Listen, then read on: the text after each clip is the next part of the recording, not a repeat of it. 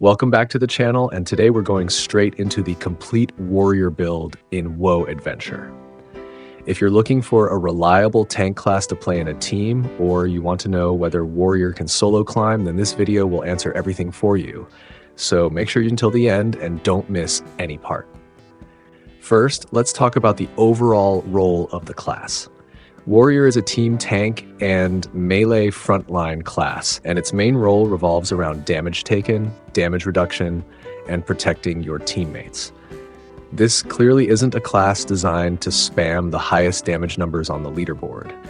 It's a class designed to carry the team's defensive responsibility. So if you enjoy a playstyle that requires you to manage survivability and protect other players, Warrior will be a very good fit for you.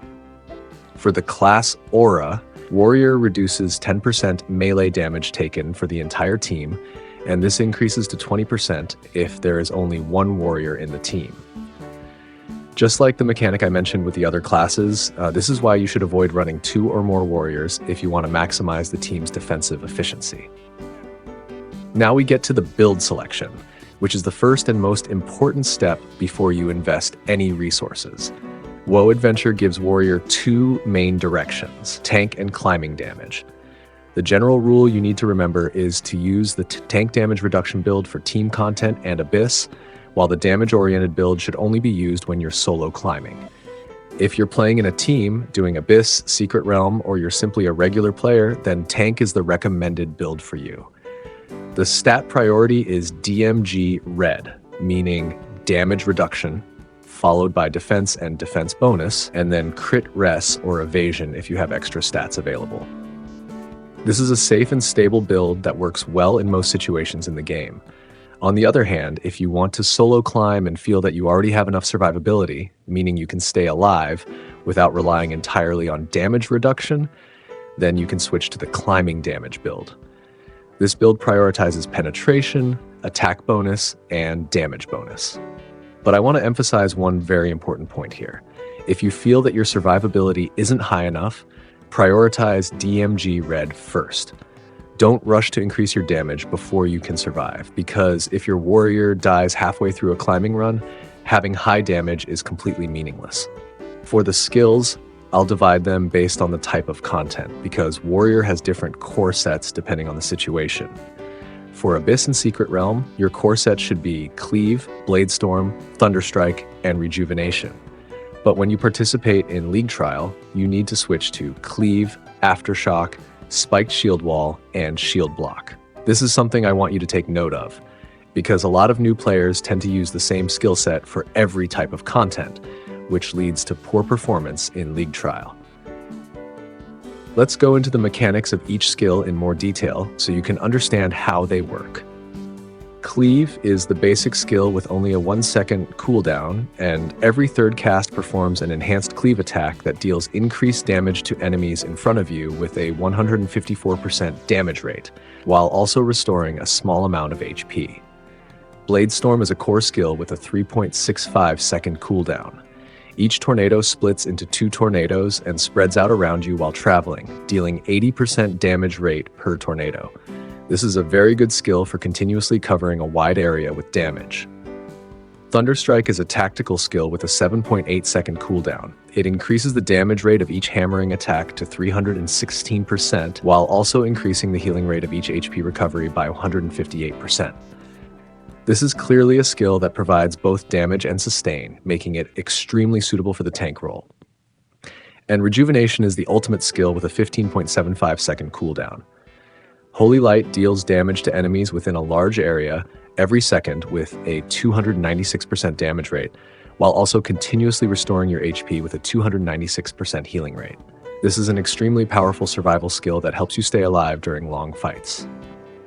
For the skill set specifically used for League Trial, Aftershock has a 4.3 second cooldown, dealing damage to enemies in a fan-shaped area in front of you with a damage rate of 218%.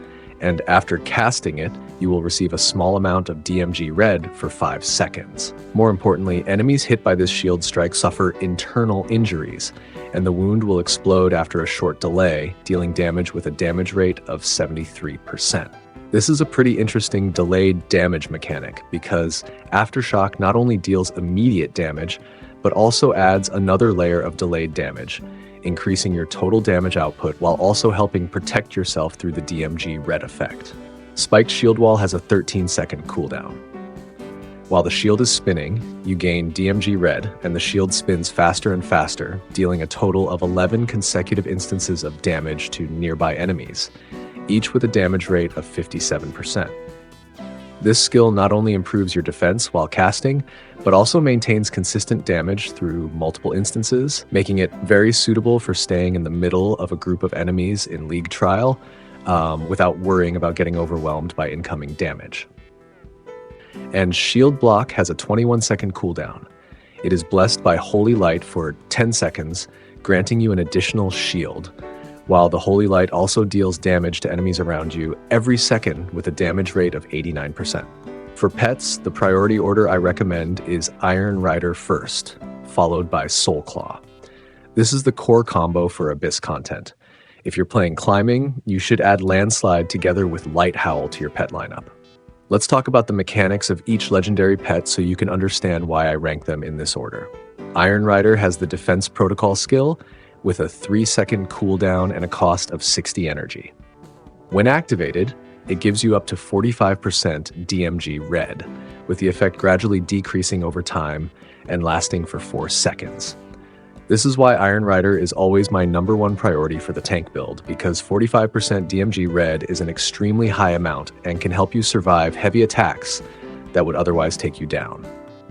Soulclaw has the Requiem skill with a 30-second cooldown and a cost of 20 energy. When activated, it pulls monsters within a 20-meter radius toward you and taunts them, while also dealing 168% damage rate. This is exactly the kind of skill that supports the tank role, allowing you to gather enemies and hold their aggro while keeping the rest of your team safe behind you. Light Howl is something I already talked about in my mage video. Its Starflare skill has a 30-second cooldown, costs 20 energy, and increases the user's damage and healing by 35% for 7 seconds. It's still useful for warrior climbing when you need some additional burst damage. And finally, Landslide has the Mountain Roar skill with a 3-second cooldown and a cost of 60 energy. When activated, with an automatic release distance of 4 meters, you gain a rock shield that blocks 2 instances of damage for 3 seconds. When the shield breaks or expires, the rocks explode at dealing damage within a 4.2 meter radius around you with an incredible 400% damage rate. This is the highest damage rate among all the pets I've analyzed so far, which makes Landslide a very strong option for climbing damage. One small thing to note is that when a melee class equips this pet, the skill will switch to its melee form. So for warrior, you can safely use the proper melee version designed for your class. For Specialization, you unlock Rage Specialization at level 40, and you should prioritize Furious Heart first. The core mechanic here is Endless Combat Will. Every time you take damage, you recover 1 rage point, up to a maximum of 300 points. When rage reaches the maximum, you enter the Rage Burst state, your body increases in size, and the effective range of your skills increases by 50%. While in Rage Burst, your rage decreases by 20 points per second, and taking damage will no longer generate additional rage. Once your rage reaches 0, the state ends. Furious Heart allows you to gain an additional 0.5 to 2 rage points for every successful hit, depending on its upgrade level. This is why it should be prioritized, because it allows you to reach Rage Burst significantly faster, and as a tank who is constantly taking damage, building rage quickly is almost mandatory if you want to maximize the uptime of this powerful state. For Badge, you should equip stats that match the tank role of the class, specifically Defense, Crit Res, Evasion, and HP. These are all survival-focused stats with no damage or penetration, once again reinforcing the core philosophy of Warrior. Survive first, damage comes later. Now let's get into some practical tips that I think are extremely important for Warrior players. First, let's talk about manual equipment switching. The prepare presets in the game will not retain your equipment refinement or soul forging. So before entering League Trial or similar events, you should manually check and equip your tank gear.